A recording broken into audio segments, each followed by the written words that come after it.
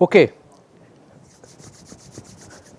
last time we saw that semi-simple compact group of rank 1 is necessarily isomorphic to SU2 or SO3. So that was the theorem. Huh? Yeah, I proved the following theorem.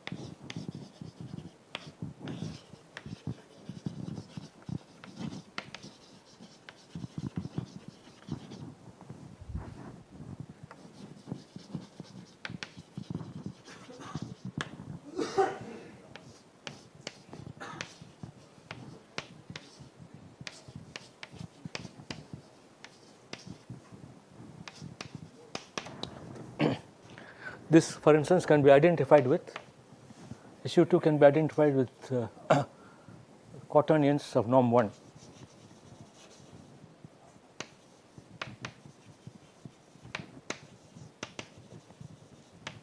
This, of course, is the group which leaves invariant, the standard inner product R3. And the mapping of SU2 to SO3 is nothing but inner conjugation SU2, which on the Lie algebra level gives an automorphism of the 3-dimensional vector space, which is the Lie algebra of SU2. So this was what was proved. In fact, this is an if and only if statement last time. Let's see some consequences of that. And actually, from now on, it's going to be more and more Lie algebras than groups, as you will see. So, sorry? Connected semi-simple Lie group of dimension of rank 1. Oh, yeah, sorry. Yeah.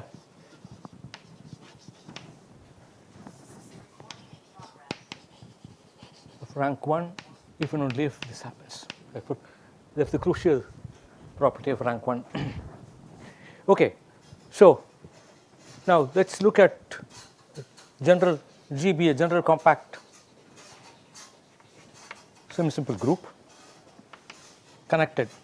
I keep forgetting to say connected, but that's a blanket assumption. Lie group, and if we look at the T be a maximal torus.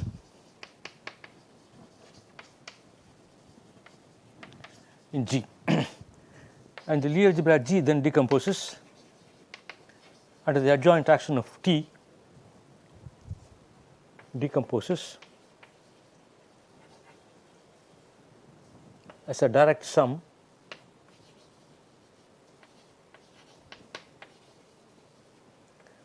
the Lie algebra of T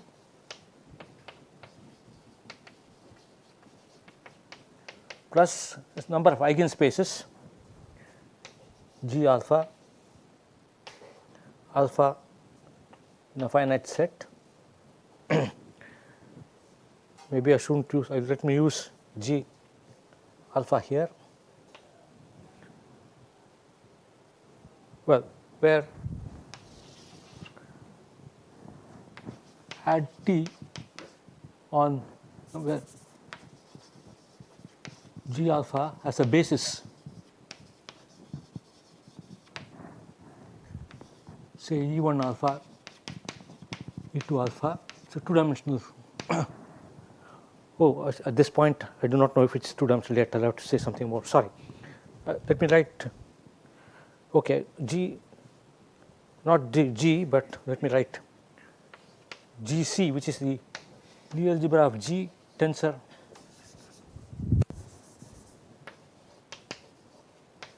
with C,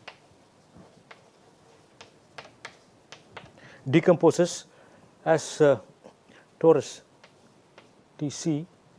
G alpha are complex subspaces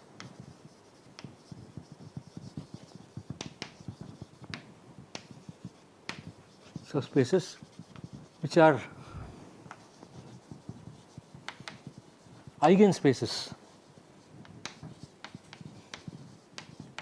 for the adjoint representation of T. So the Lie algebra decomposes under T. T is a compact group in its own right, so it decomposes into irreducible representations, and it's the direct sum of irreducible representations. When I complexify, every reducible representation of the torus, one dimensional torus, of any torus being abelian is one dimensional. So, it break up into this fashion and G alpha are complex subspaces, linear subspaces corresponding to, where alpha is a character on T, delta is a finite set of characters. Let me give a notation xt will denote the set of characters, that is homomorphisms, continuous homomorphisms of T in the circle, in the unit circle S1, and this has a group structure, abelian group structure in fact.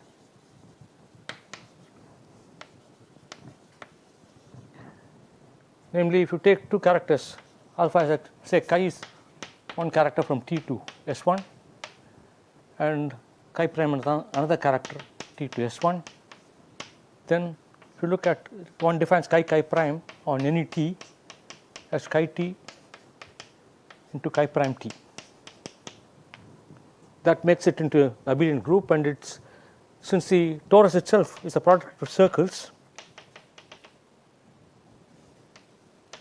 and on any circle the only characters are raising to z power n, or e power I theta going to e power I n theta, as n in z are all the characters on the circle.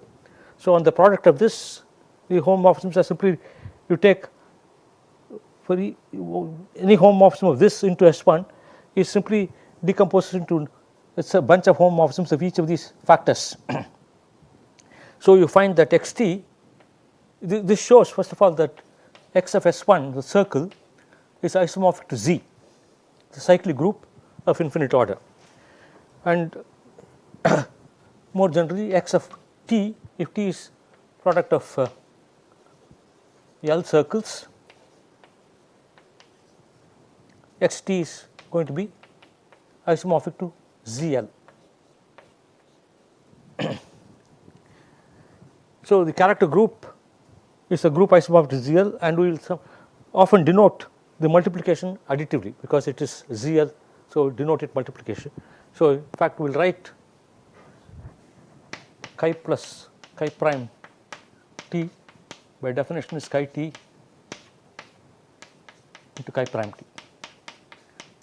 We will have, sometimes I will write it multiplicatively, sometimes I will write it additively. It should cause no confusion because it is an abelian group anyway.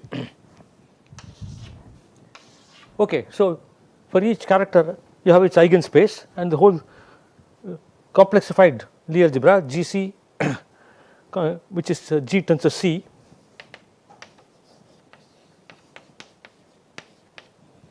decomposes like this. Now, let me denote, so you have this torus here and let first thing to notice, the recall, if the group is simple, we have shown that the killing form is non-degenerate. And we also know, it is also easy to see if you look at add T of bracket xy,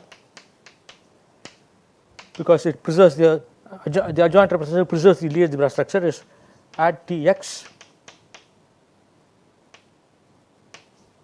add Ty,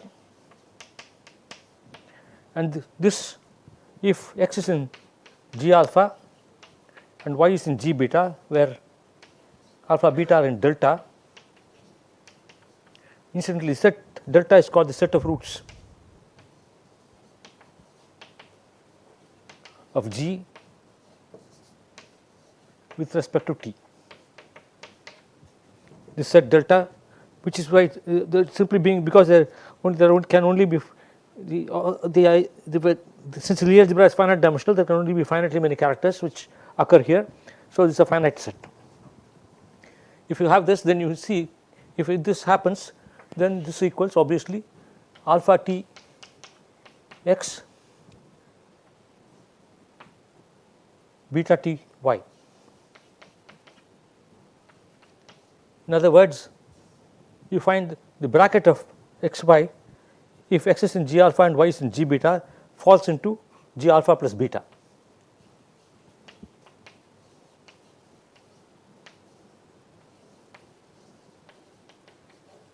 I am using the additive notation. So, if you have two characters and you can take the corresponding eigenspaces g alpha and g beta, it falls into g alpha plus beta. G alpha plus beta can be 0. Alpha plus beta may not be an eigenvalue. If it's 0, that means the bracket is 0. That's what it wants. Okay, and moreover, you see that the killing form is from this. It shows, it follows also that from this it follows that add of x in maps g alpha to g alpha plus beta. Add x, this could be 0 of course. For any alpha, it maps g alpha into g alpha plus beta, and it maps the torus t into g alpha because the torus corresponds to the case when alpha is a trivial character, and so when you find alpha is the trivial character, you find that g alpha g beta is simply g beta, alpha is 0. And the non-degeneracy of the killing form tells you that from this it is clear that if you look at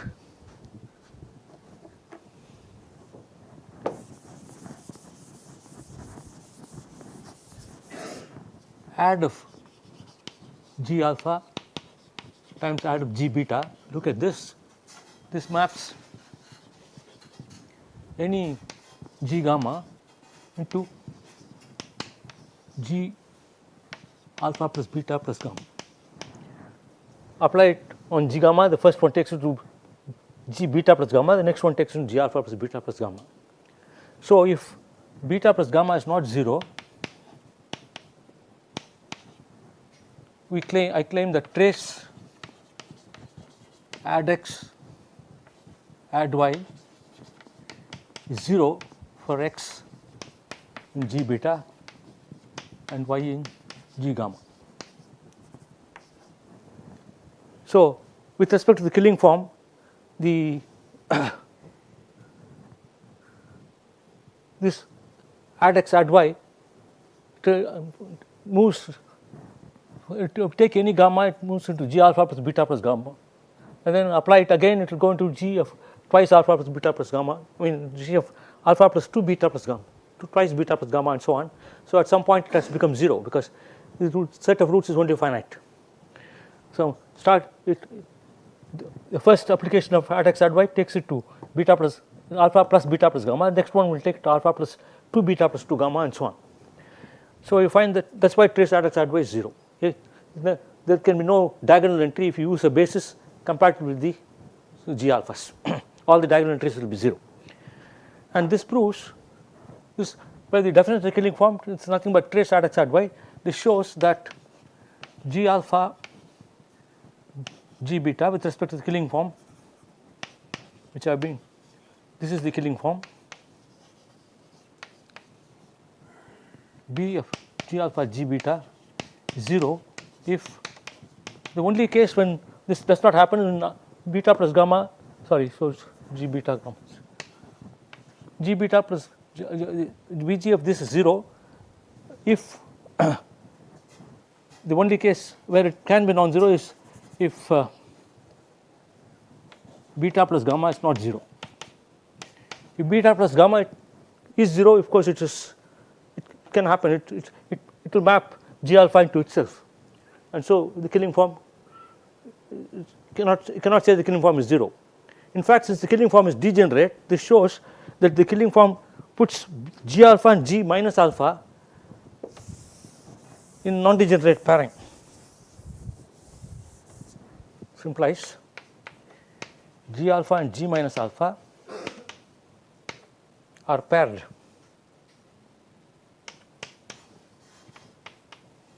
non-degenerately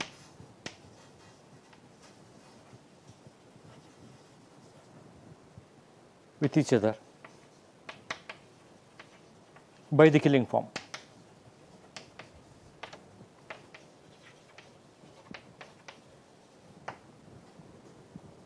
This pair there, which shows in particular if alpha is the root, minus alpha must also be root. Otherwise, there is no non-degenerate pairing. If minus alpha is not a root, this becomes 0. If G alpha is non-zero, that cannot happen because these are non-degenerately paired. So, all this implies if alpha is in delta, implies minus alpha is also in delta. So, the set of roots is stable under taking negatives, and also in the case you take the trivial character that does not correspond to G alpha, but corresponds to the torus itself, because that is the eigenspace corresponding to the trivial character. So, and the killing form Bg is non-degenerate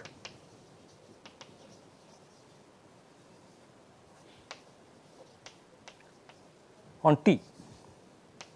In fact, we have seen the killing form is negative definite on the whole killing on the whole Lie algebra. In particular, it will also be negative definite on T. On any subspace, if you have a negative definite form on any subspace, also it is going to be negative definite. So, this is in fact negative definite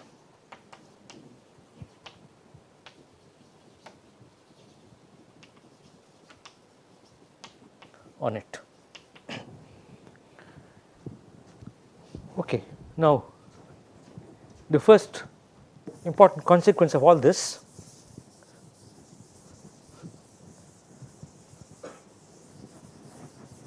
is the following.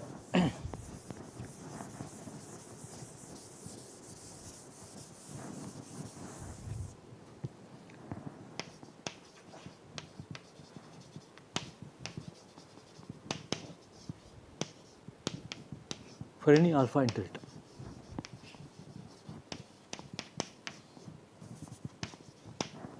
the dimension of G alpha is 1. Why is this true? The proof goes as follows. Let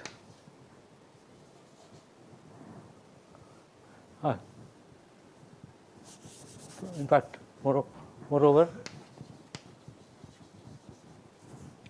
dimension of if alpha is in delta, the only multiple of alpha which is a root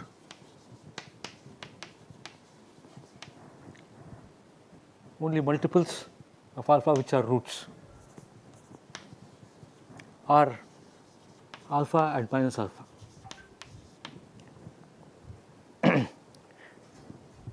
Any multiple of a root is going to be a character only if it happens to be a rational multiple, because xt, the group of characters, is a free abelian group over Z, torsion free abelian group.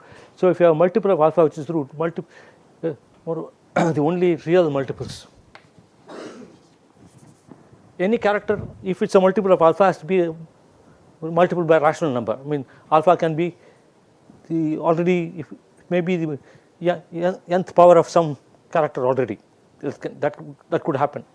So, because of that, the only possible multiples are rational multiples.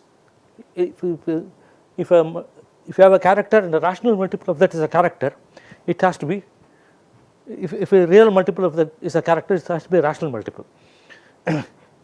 And what we are saying here is that any real multiple is either alpha or minus alpha. We will prove them up presently. What I do is the following: let T alpha be the identity connected component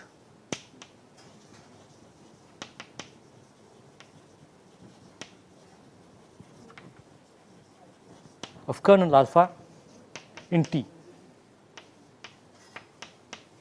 Alpha is after all a homomorphism T into circle, and you can look at the kernel. Alpha is non-trivial, means this character is on 2. So, the kernel T alpha is necessarily of codimension 1 in T.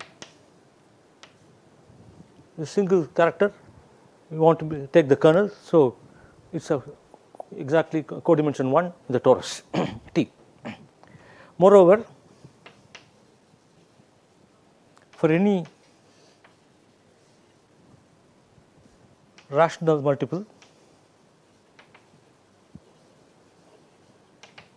of alpha in Xt, a rational multiple may not be a character, but if it is a character, you find that any rational multiple, say beta of alpha, T beta is same as T alpha. T beta is also codimension 1, and the if you look at the Lie algebra, the linear, it is a kernel of a linear form on the Lie algebra of T. Both these corresponding linear forms are multiples of each other, because the characters are, one is a multiple of the other. The corresponding linear forms are also multiples. That is, in other words, what I want to say is the following: you have the torus T and a character chi to C. This induces, or S1, this induces at the Lie algebra level a mapping of T into Lie algebra of S1, which can be identified with IR. Each chi defines a linear form, which you say call it chi dot or chi itself. And this linear form entirely determines the character, because if you take something here, take the exponential of that, that will go into exponential of chi dot of that in S1. So because of this, you find this chi to chi dot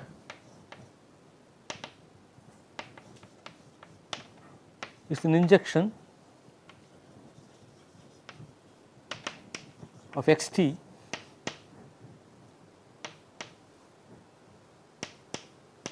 into the dual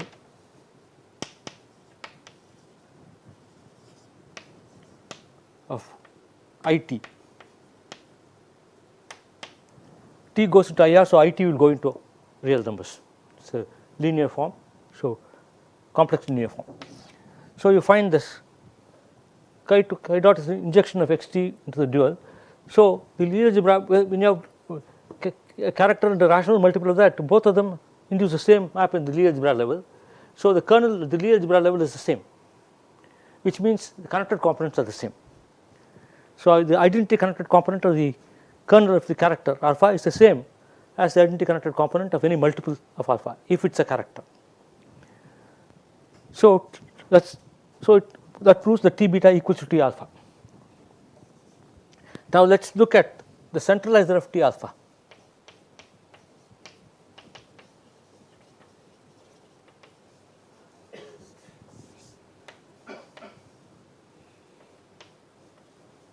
And let this, I denote the corresponding Lie algebra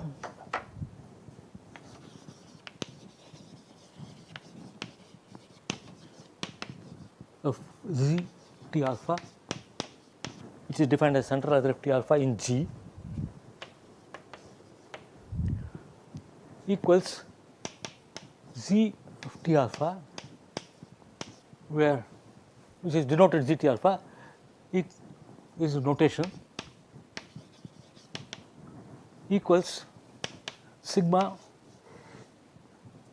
T itself, Lie algebra T itself centralizes T alpha, right.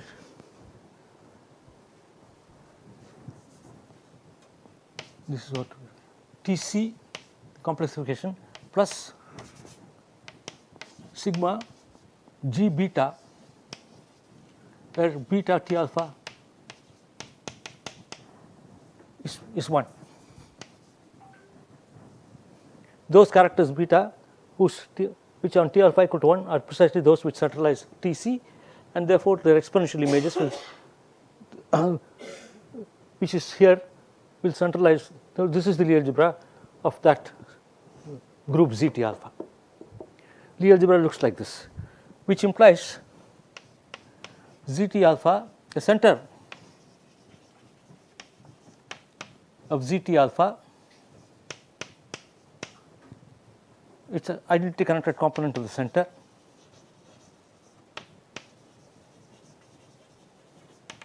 is precisely equal to T alpha. T alpha is the center. So you have to see what are the things, what are the roots which are 0 on this. Only roots which can be 0 are those which beta T alpha equal to 1. That means, but beta on T alpha can be 1 if and only if beta is a rational multiple of T alpha, rational multiple of alpha. So that proves that ZT alpha, center of ZT alpha is T alpha. Now ZT alpha is a compact connected Lie group. I must say, I want to use the connected centralizer. Actually, it's a fact that ZT alpha is connected, but at the moment let's work with this connected centralizer. So center of ZT alpha is T alpha. This implies we know that T alpha ZT alpha must be equal to T times a semi-simple group, T alpha times semi-simple group, which I will call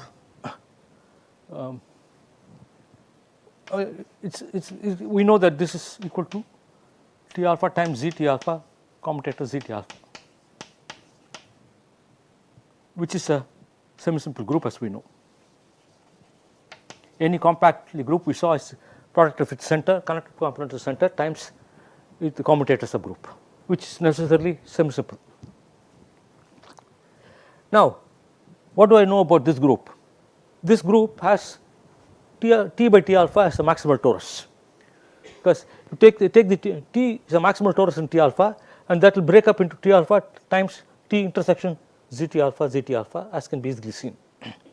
So T equals T alpha times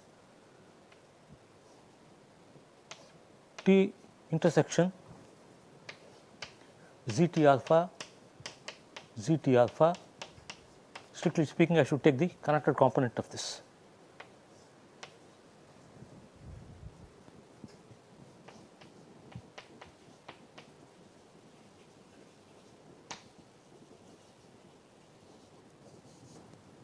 So T becomes a product of this, and this obviously can have only dimension 1, this intersection, because T by T alpha we know is of dimension 1, by neither isomorphism if you like, you find that this is equal. So this T intersection, let us call this T superscript alpha, then dimension T alpha is 1, which implies T intersection ZT alpha which implies that ZT alpha is a rank 1 semi-simple group. Therefore, it must be equal to SO3 or SU2. Okay. So you find that all this leads to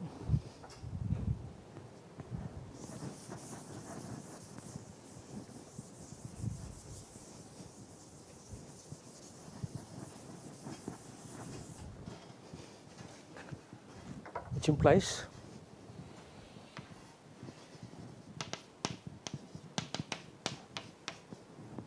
bracket ZT alpha has rank 1, which implies ZT alpha is isomorphic to SU2 SO3. In other words, it's a dimension 3. And what does that mean? So dimension 3 means, so Tc, we know that ZT alpha equals T plus sigma, the Lie algebra this is isomorphic T plus beta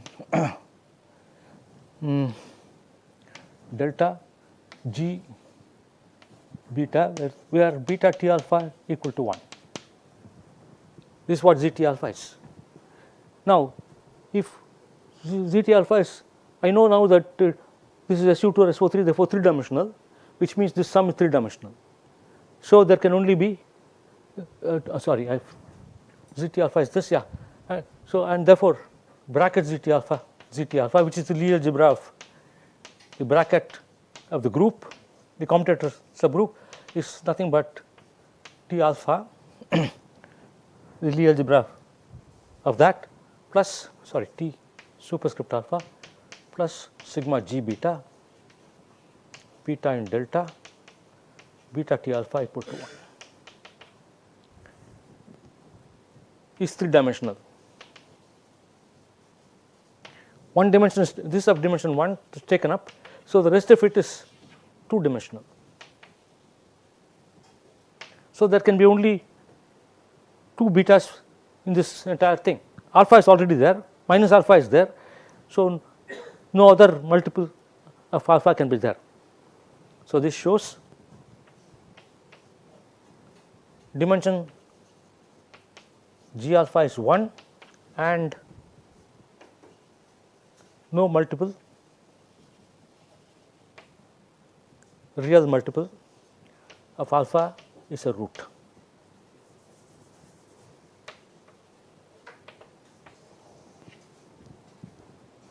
Which is what the statement, I think I raised the statement of the, I call it a lemma, whatever. So that proves the lemma for you. All the G alphas are 1-dimensional, and if alpha is the root, no multiple of alpha can be a root, real multiple. Of course, it has to be a rational multiple because they are all characters on the torus. So there are elements of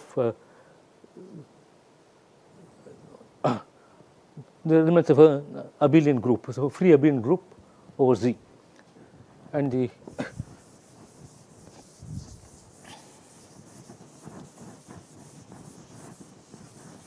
okay. So we have proved therefore that G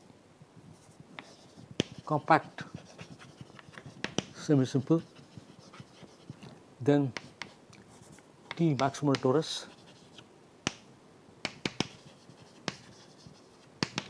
then the Lie algebra of G tensored with C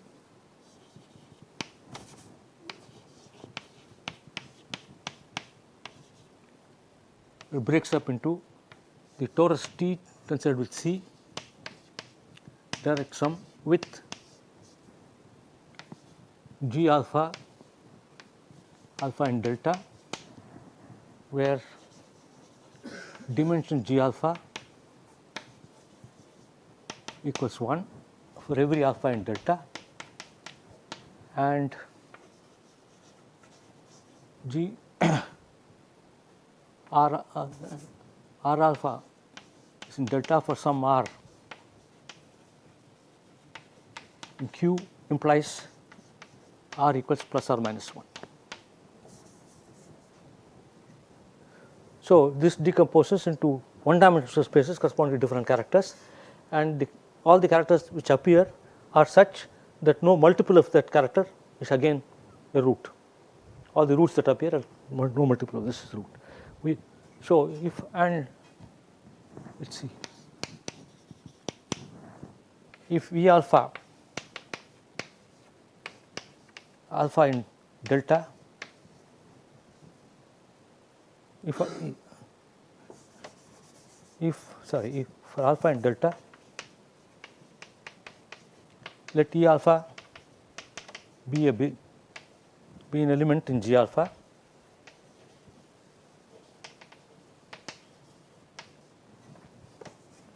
then if okay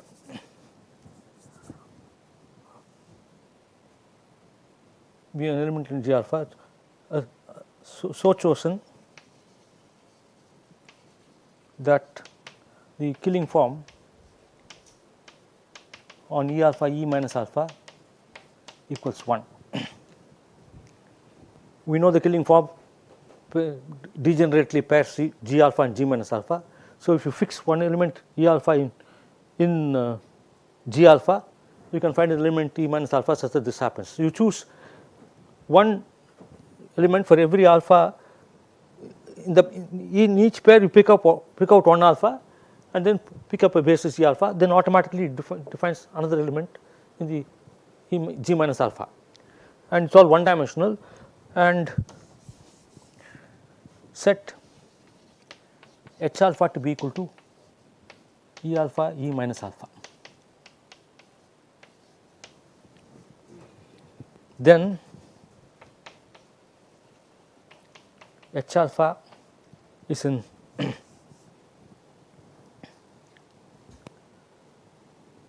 T.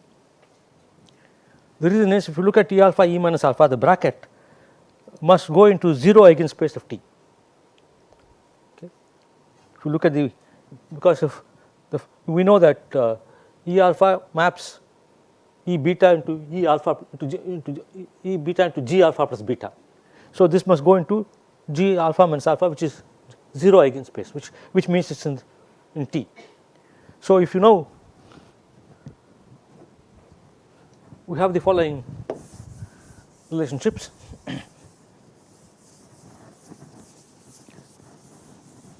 The following facts for the bracket operation.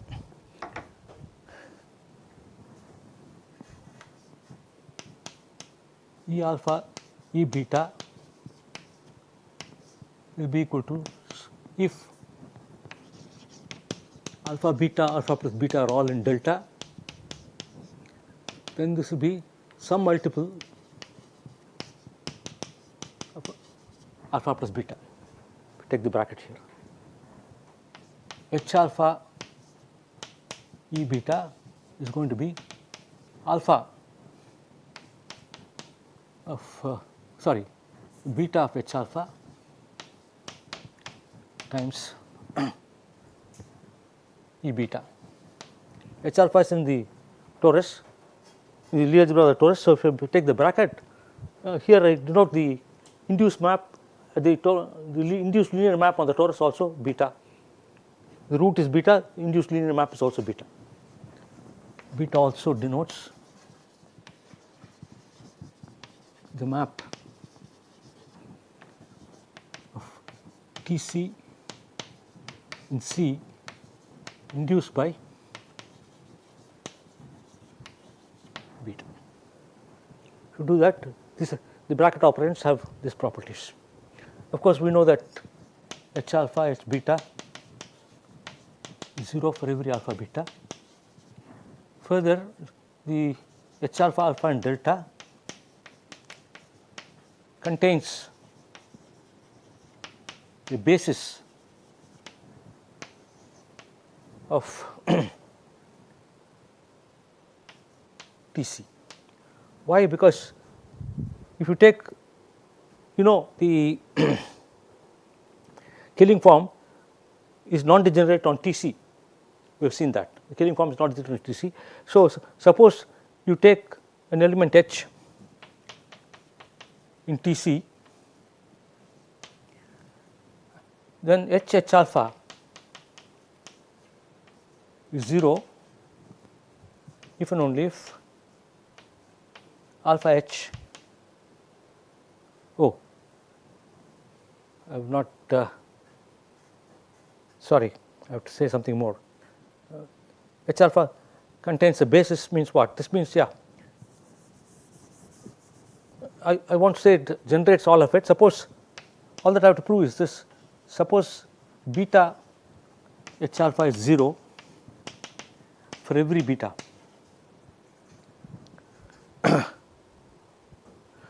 Beta of the other way around.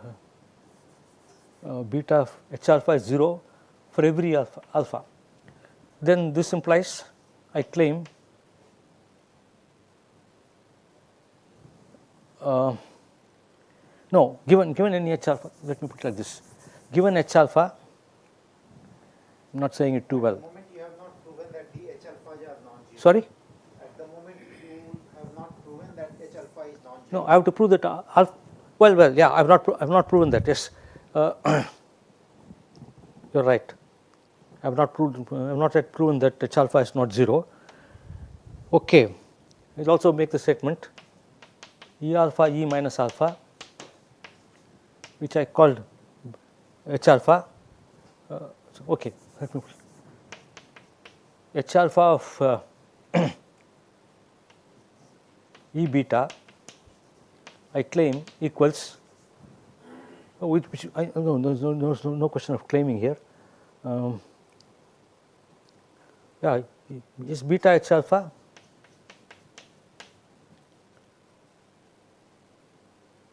E beta. We know this.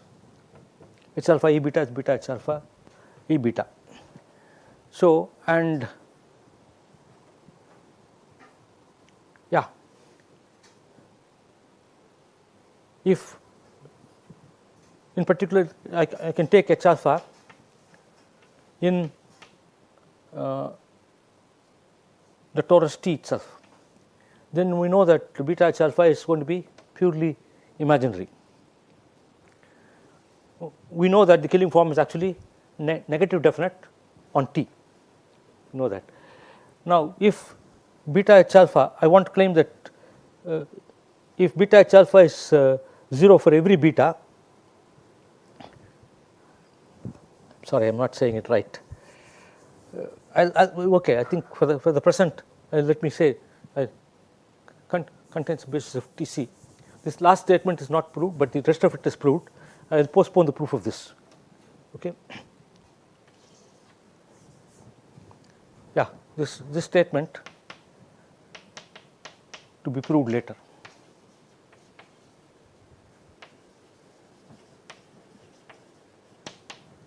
The rest of it is clear.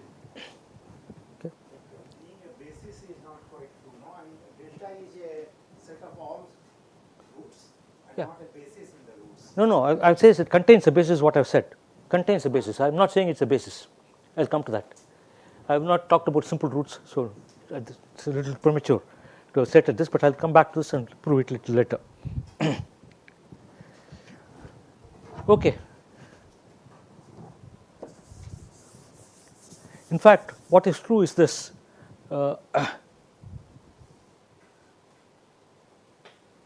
Yeah. In fact, it's true that alpha H alpha is not 0. That is true.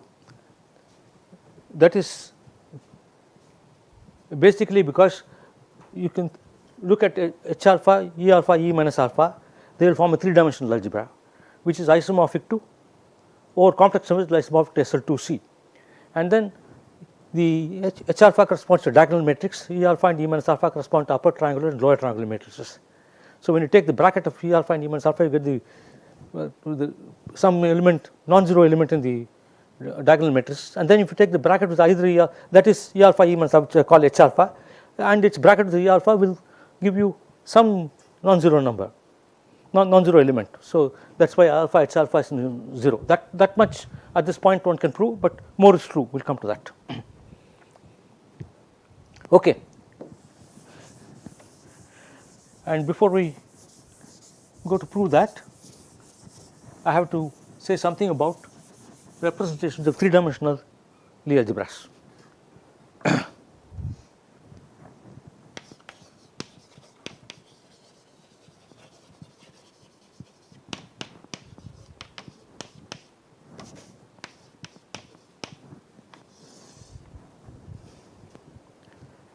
So, I am only interested in finite dimensional representation of SU2. SU2 has the following basis. The Lie algebra of SU2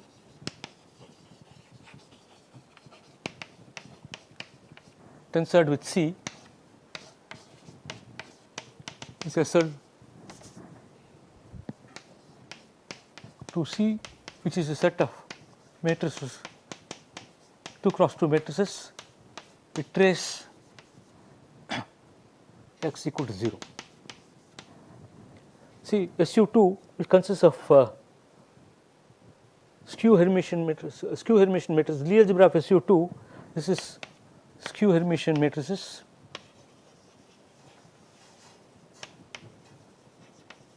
of trace 0. And if you take this skew Hermitian matrix and multiply by I times skew Hermitian matrices, so this is, if you like, I'll call it SU2.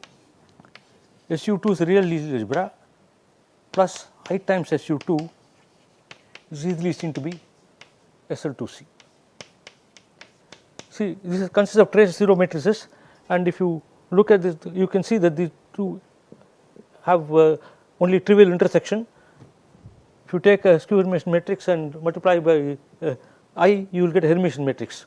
So skew Hermitian plus Hermitian, that is a direct sum, and all of trace 0, and that its complex dimensions obviously the real dimension of SU2, which is 3, and SL2C is and it is contained in that, and this has complex dimension 3. So these two are equal, and this has a basis consisting of matrices which I denote E,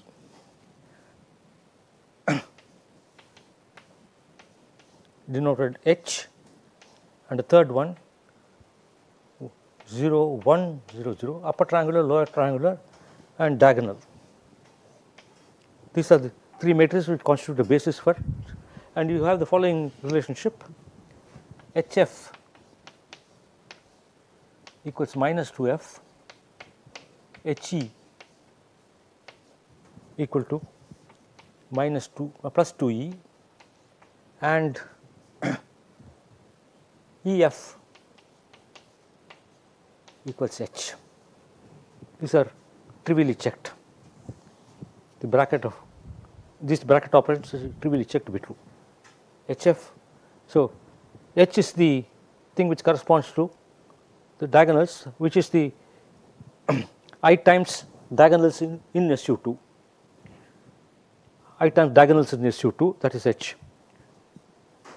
The element is in the complexified real algebra of the torus, and F is lower triangular nilpotent, E is upper triangular nilpotent.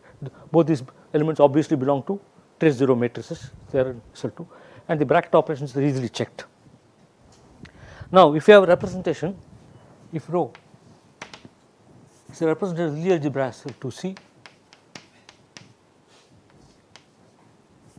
in a vector space, it goes into, say, the matrices M and C for some n. Suppose you have a representation like this, then get by Lie's theorem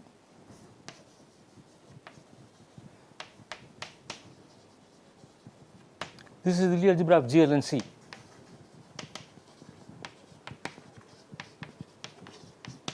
So what you find is, if you have a representation like this, you get the subalgebra of SL2C cross M and C, namely xy in this product Lie algebra where y equals rho x. This is a subalgebra of SL2C cross M and C. Okay, now this subalgebra, you have a mapping of this SL2C cross M and C into SL2C, or projection like this. Now this is a subalgebra of SL2C cross M and C, and therefore there is a corresponding Lie subgroup by Lie's theorem. So let us call this H Lie subalgebra. It is a Lie subalgebra because rho is a homomorphism. So by Lie's theorem, there is a Lie subgroup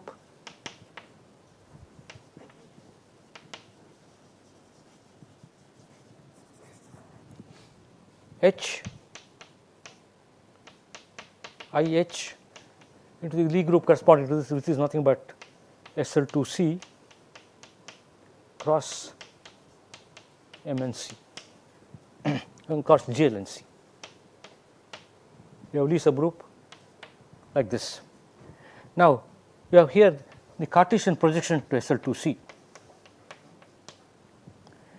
Now look at the map H going to this product and then projecting here. That is, I look at I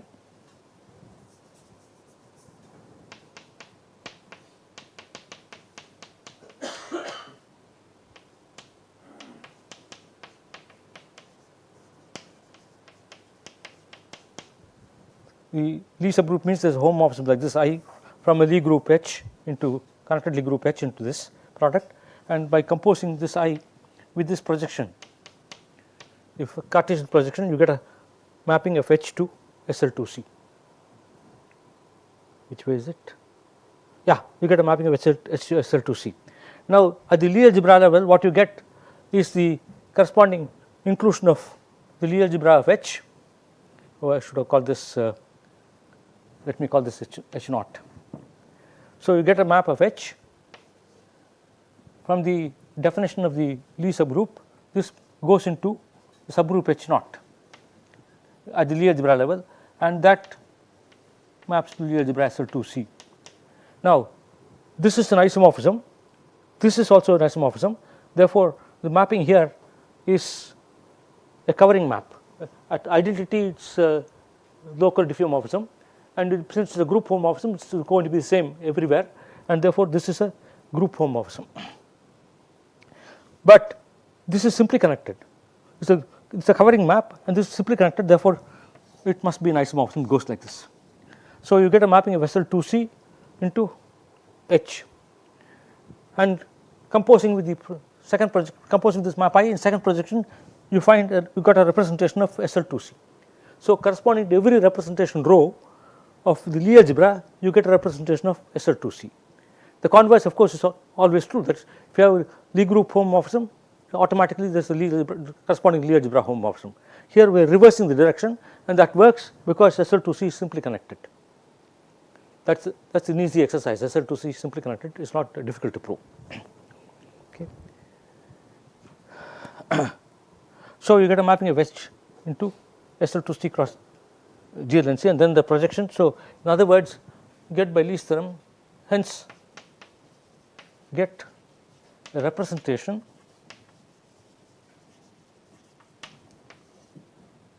rho tilde of SL2C into GLNC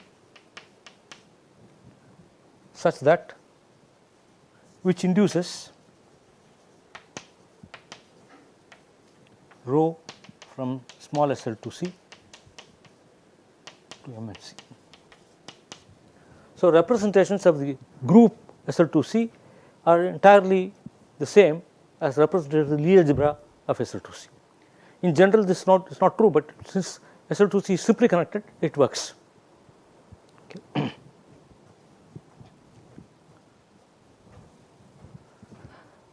But the representative of SL2C is same as this is a complex analytic representation. It's not just analytic; it's actually complex analytic, as you can, because the Lie algebra at the Lie algebra level a complex linear isomorphism. Therefore, the corresponding Lie subalgebra is a complex Lie algebra subalgebra, and therefore the mapping will be complex analytic. I didn't say much about complex analytic complex Lie groups, but practically every theorem which you prove for real Lie groups, Lie's theorem, Cartan's theorem is not valid, because that needs the fact that Q is dense in R. Q is not dense in C, so Cartan's theorem won't work, but Lie's theorem and its various implications will all go through for complex groups.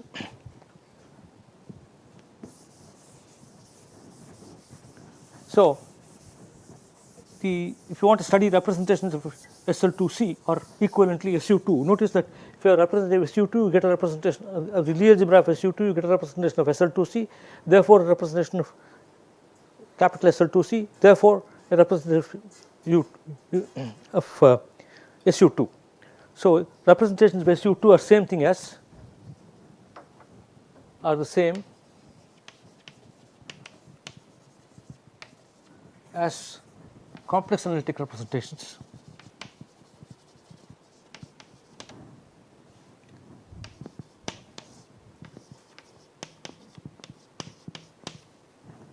same as complex analytic representations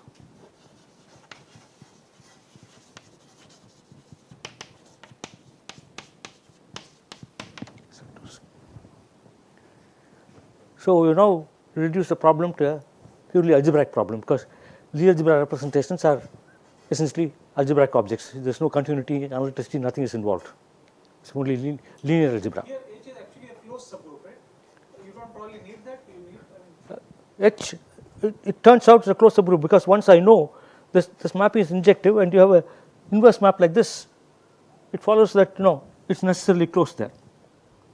It follows that it's closed. You don't really need that. I'm not using that, but it's closed. It follows from the argument given there. Okay.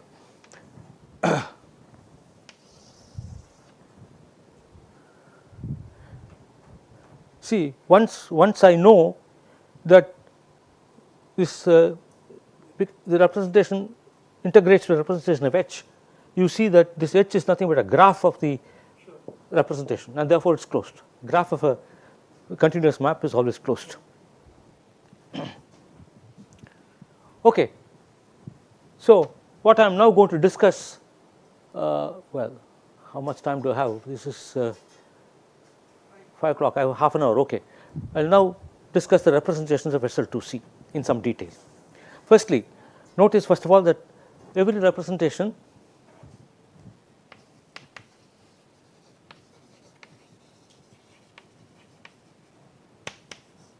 of SL2C, sorry, of SL2C complex analytic representation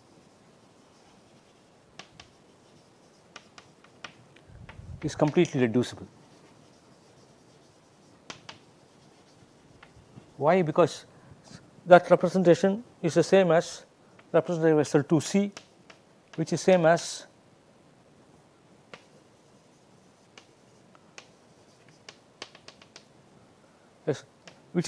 representations of SU2, which is same as the 4 representations of SU2. Once again, for passing from here to here, you apply the same kind of argument. If you have a representative SU2, this goes into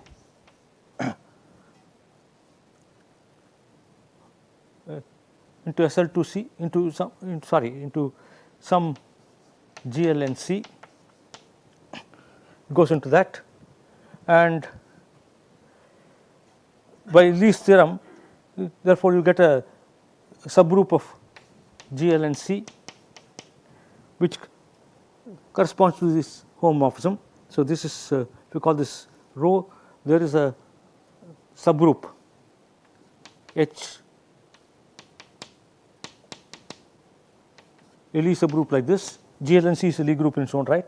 So, and again the argument given there will apply and show that you get a representation of SU2 because SU2 is again simply connected. So, if you want to discuss representations of SU2, it's the same thing as discussing representations of SL2C. And notice that the representative is completely reducible because you reduce representative SU2 which is a compact group. We know that for a compact group all representations are completely reducible, but representations are in bijective correspondence with representatives of SL2C, therefore all representatives of SL2C are completely reducible. Now this leads to the fact that every representative of SL2R which is not a compact group is also completely reducible. Why? Because the relationship between SL2R and SL2C is similar to the relationship between SU2 and SL2C. In fact, it's simpler. The Lie algebra of SL2R tensored with C gives you the Lie algebra of SL2C. So any representation of SL2R really extends to a representation of SL2C. And if a representation of SL2C is completely reducible, obviously every representation of SL2R has to be completely reducible because of this bijective correspondence. This is the first, for general semi-simple group, the theorem which is not necessarily compact, it's a theorem that every representation is completely reducible, general connected semi-simple Lie group. And the way it's proved is, look at the Lie algebra and then tensor with C, you get some Lie algebra over complex numbers. It turns out that Lie algebra is actually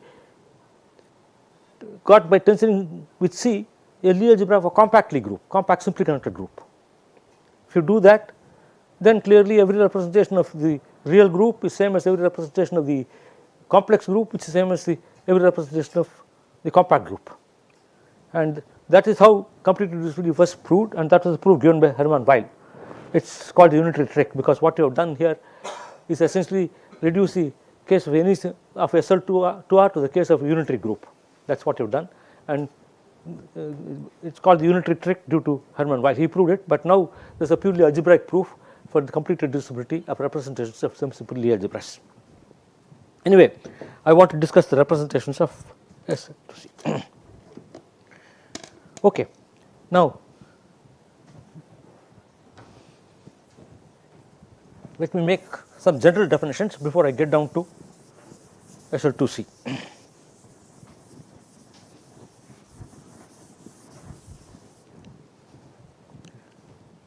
So, G. Perhaps for the audience, it is good to recall that for compact group, it is completely. Sorry? The audience may appreciate hearing why for compact group it is completely reducible. That where we began with Petrovich's theorem. I stated it as completely reducible statement. I stated, right? Yeah. This audience knows that there is a theorem saying that every representation of a compact group is completely reducible. I kind of sketched Petrovich's theorem, and in that context, I said that every representation is completely reducible for a compact group. I mean, when I discussed the adjoint representation, how it breaks up and so on, I used the fact that compact group representation is completely reducible. I've been using it also, so it's not. Okay, so G is the Lie algebra of compact group.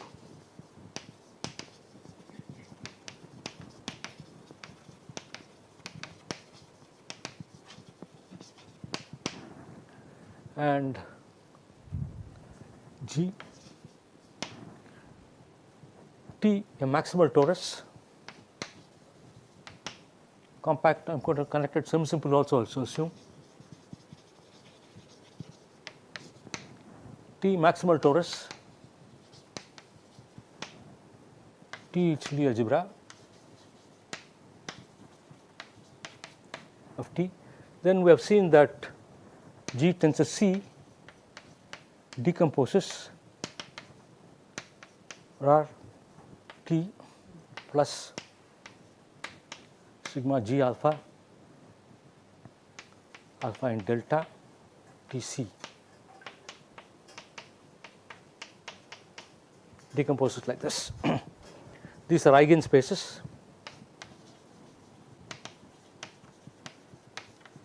For T corresponding to non-trivial eigencharacters. These are eigencharacters.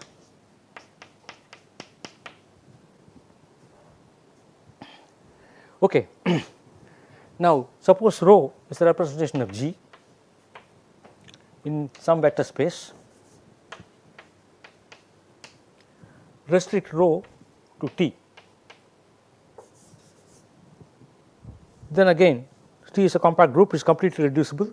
Restrict rho to T, it decomposes as sum of eigenspaces.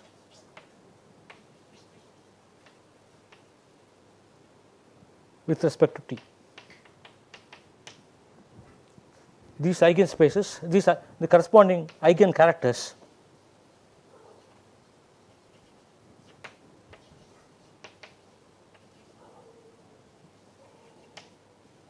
are called weights of rho.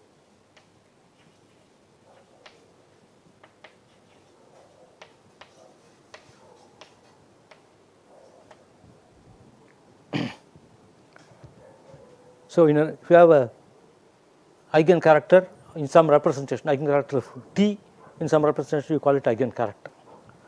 Notice that it is also an eigenspace for T in V is also eigenspace for Tc in V for the induced representation.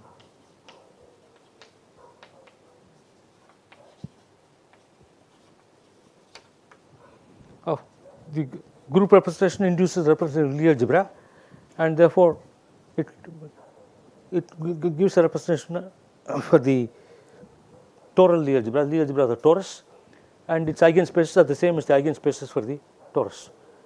And the weights, when I say weights, I may treat them either as eigen characters on T or eigen characters on the Lie algebra of T. So even as in the case of roots sometimes I would think of them as characters on the torus, sometimes as linear forms on the Lie algebra. Similar thing happens for weights as well. Now, in particular, you find in the case of SL2C, G equal to SU2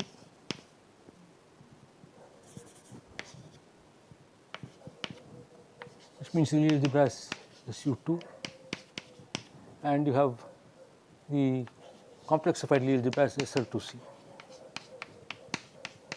which we have seen has a basis EH basis with the property that notice that E respectively F respectively H is the basis of the one dimensional space of G alpha respectively G minus alpha respectively TC. Notice that none of them are in the Lie algebra of the unitary group. This is in the I times the torus, I times the Lie algebra, H is in the I times the Lie algebra of the torus, and E and F are nilpotent elements. There is no way they can be skew symmetric. It's skew Hermitian. It's no way it can be. So these are not elements in the Lie algebra of the group G, but they are elements in the Lie algebra of GC. They form a basis of that. Now, suppose that rho from G, we know that every representation of SL2 is completely reducible, because every representation of SU2 is completely reducible, and we have seen that by tensoring you get representations of all representations SL2C. So, suppose rho GC to MNC is any representation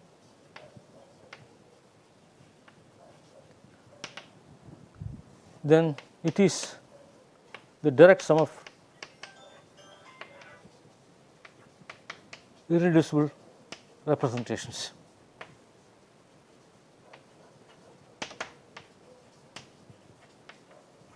And actually these irreducible representations come from a representation of the torus. So let me write this as MNC as endomorphisms of some vector space B. Vector space over C of dimension n, MNC is same as endomorphisms of CV. Now, if you restrict rho to H, rho to T, I'm representation of G I have already said the same as representation of GC. So, I will treat this rho as representation sometimes of G, sometimes as G of GC. So, rho restricted to T breaks up into eigenspaces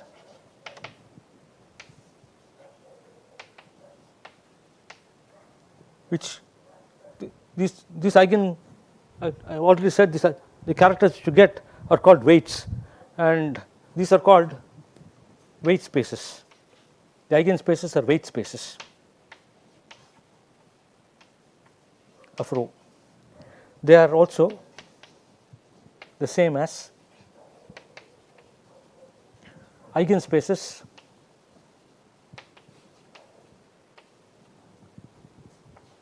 for H, because H is the basis of this TC, and it's an eigenspace for T, therefore for Tc, therefore in particular for H. So it breaks up into eigenspaces for H.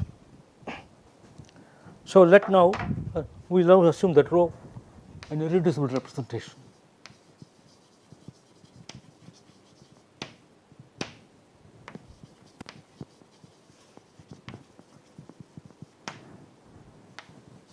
of G, which is SL2C. Let's look at the eigenvalues.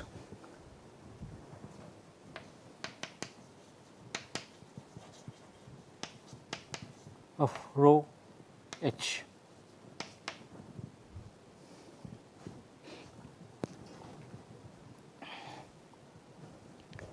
The first claim is these are all half integers.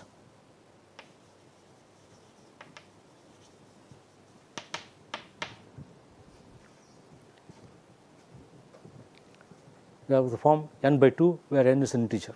So either it is an integer or it's the form n plus half where n is an integer. That's a claim. How does one prove this? We'll do the following. First, look at the various eigenvalues. First thing I want to remark is that look at so in V, consider the set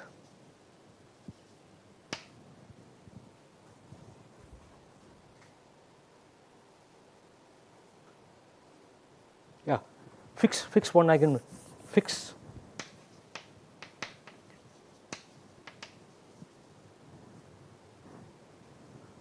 an eigen value eigenvector V naught for rho H, and let rho H V naught be equal to lambda V naught for some lambda in C. Consider the set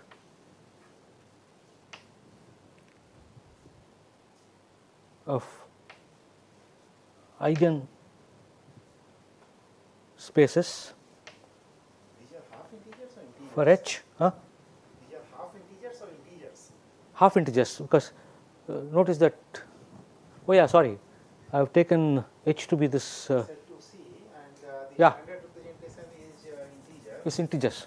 They're all integers. Sorry, you're right. Thank you. They're all integers. The thing is that,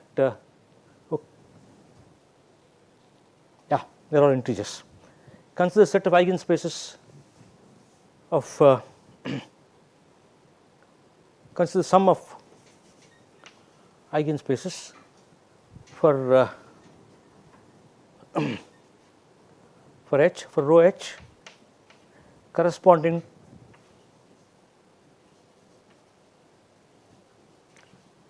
to eigenvalues of the form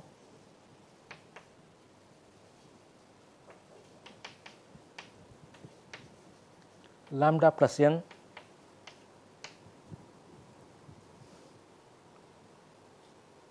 corresponding to eigenvalues of the form lambda plus n, an integer. These eigenspaces, let me give the name. Eigenspace for rho H, let me call that I fixed the lambda. Each of these eigenspaces, which I will call corresponding to eigenvalues of the form lambda plus n, the eigenspaces corresponding of rho H denoted V lambda plus n. So let's look at sigma V lambda plus n, the sum of these as n varies over Z. Some of them may be 0. In fact, infinitely all but a finite number of them are going to be 0 because the space is finite dimensional. Notice that if you have distinct eigenspaces, the sum is a direct sum. Different eigenspaces, if you form the sum, it's a direct sum. So there can only be finite. I mean, there can only depending on the dimension of V, there can only be as many as dimension V eigenspace at most. Some eigenspaces may be of dimension greater than 1. So anyway, this sum is a finite sum. Now I claim this call it V prime. V prime is stable under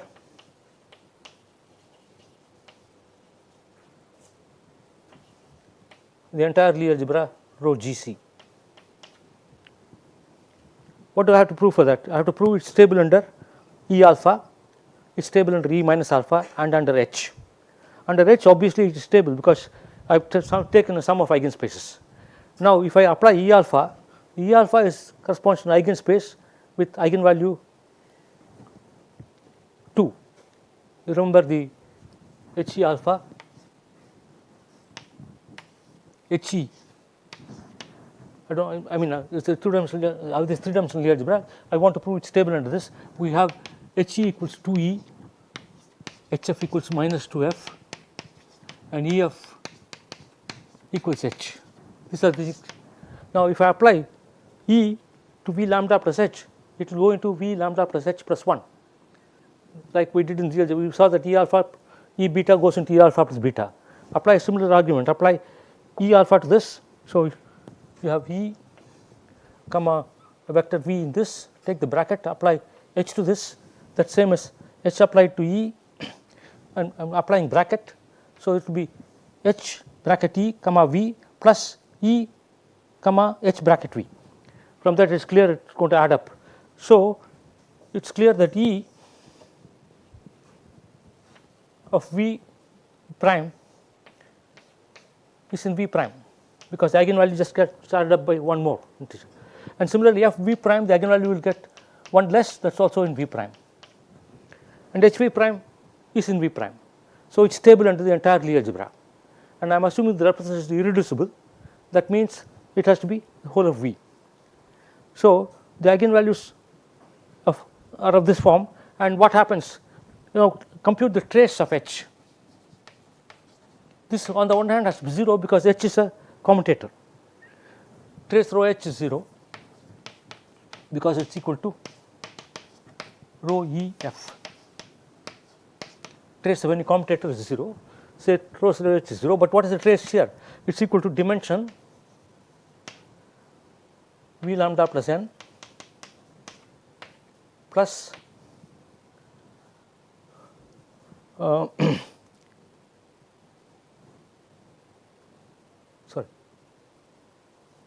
dimension V lambda plus n into lambda plus n H into lambda plus n. Lambda plus n is the eigenvalue. So when I apply H on this, I get the trace inside here is dimension V lambda plus n into lambda plus n. So when you add up, what do you get? You get a certain number of what you find is this, and this trace is 0, means these are some numbers which let's call them Rn, sigma Rn lambda plus Rn n. This is equal to 0.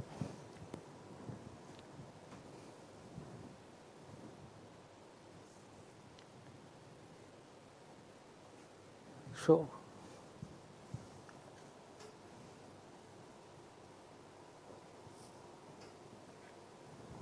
that only tells you that sigma Rn lambda, something more to be done here. 1 second.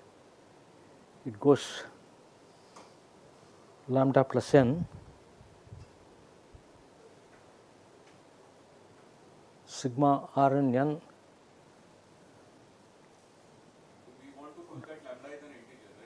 One moment. Yeah, this Rn n, sigma Rn is, sorry, what did you say? We want to prove that lambda is an integer, so we should look at V lambda plus n, which is non-zero, but when you apply the EH once, then it becomes 0. So lambda will have to be that particular integer. Hold on, sorry, what's your argument? Repeat. We need to look at the highest rate. Well, how does it make a difference whether I take the highest weight or not? Then everything will be only negative. Okay, but that doesn't seem to help. We want to prove that lambda is an integer. Hmm? What do we want to prove? I want to prove that even if I take the highest weight, No, the highest weight space in English, or not the highest. then you will keep getting lambda minus etc. etc. You know. We have to take the one which is non-zero, but when you apply the h once, then it becomes zero. At some point it becomes 0. Yes, that is true. But And the eigenvalue will have to be lambda. oh, well, I don't have to use the highest weight for it. That's a good point. Okay, this I don't have to do this as he says. Let me do this. What he is suggesting is the following: you take v lambda, apply f to this, then it becomes f v lambda is in v lambda minus 1 and f square v lambda is v lambda minus 2, etc. But at some point it has to become 0. Some f power q, because we know that these are all distinct eigenspaces in the finite dimensional vector space. So you find that f power q v lambda is 0. But that's not going to give you what you want. It simply means no. It won't give you what you want. You have to use the fact that trace is 0. Trace of h is 0. You have to use. Otherwise, you won't get it. I don't know what I'm missing, but let's see. What did I do here? I took this sum sigma v lambda plus n, and trace of this trace h is 0 means trace inside lambda plus n of h rho h, trace rho h is 0, which is also equal to sigma trace rho h restricted to v lambda plus n, which is sigma rho h restricted to v lambda plus n dimension v lambda plus n into lambda plus n. Okay, so now what you find is this dimension v lambda plus n times lambda summed over n plus dimension v lambda plus n times n.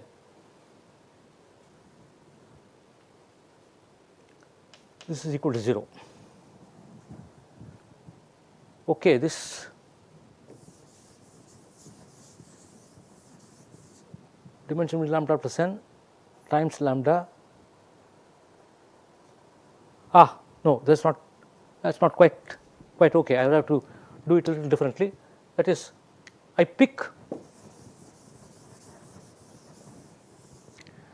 No, I have to work a little harder than I've done. Yeah. So, okay, this is the main claim. The point is that I'll have to work a little harder. So I thought I had a quick proof. It doesn't work, but let me do it the right way next time. There's a more elaborate thing needed, which I will take up next time. So what I want to do in the next lecture is to completely classify all irreducible representations of SL2C. Okay, that holds the key to representation of general semisimple groups. The case of SL2 is all important. That's what is used repeatedly to get hold of what happens in higher dimensions. Well, sorry, I thought I had a cheap proof. It doesn't seem to work right. So we'll see. Next time, the more elaborate proof I'll give you. Okay, any questions, of course? No, I mean, in learning, one of the most important things is to realize that it's perfectly reasonable to ask stupid questions. Firstly, you may think it's stupid, the question may not be stupid. That's a strong possibility. And secondly, so what if it's a stupid question? I mean, okay, you learn that it's a stupid question and you correct yourself. So that's the way to learn. So it makes one should not be shy of asking questions because you think maybe it's stupid. No, that is no reason to desist. No, the point is if you keep applying it, you have to say that it is stable under the whole thing, and for that if you keep applying E minus alpha from the highest weight, so to speak, you keep applying, you get to 0, but then the space you get is not clear, is stable under E plus alpha. That requires a little more proof. It's easy, it can be proved, but it requires some proof. So which I thought I could get over by doing something, but that's the standard proof, to apply E alpha E minus alpha all the way, and then start applying E alpha from down, and then you prove that the whole thing works. But those which apply a weight space and take it to a weight space of lower weight, that's what that's what F does. E does the other way around. It takes a weight to a higher weight. Since all the eigenvalues are going to be, well, actually that's another point to be made. One has to show that all the eigenvalues are real. In that case, if you want to talk with the highest weight, you want to say that all the eigenvalues are real, which is not so clear. If I say they're all integers, of course it's automatically true that the highest weight is also real, but it's not so clear. Well, it is in some sense clear if you appeal to the compact group. There, for the toral element, the Lie algebra of the torus, all of them go into skew symmetric matrices, and all the eigenvalues are purely imaginary, and this is in I times that. The space element H is I times that, therefore its eigenvalues have to be all real. So then you can talk about the highest eigenvalue, which is real, and then keep going down by applying F.